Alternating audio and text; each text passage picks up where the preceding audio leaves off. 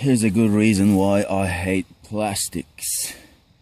With I think they have cornstarch or whatever additive, not additive, but something's inside these plastic sheets nowadays that they crumble into tiny pieces after a year or so, and they are almost impossible to clean up.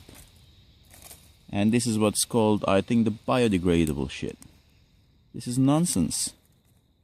This is absolutely, utterly nonsense. This is doing more pollution than good. You can see that if I want to grab this, I have to vacuum it from the ground. The amount of damage is insane.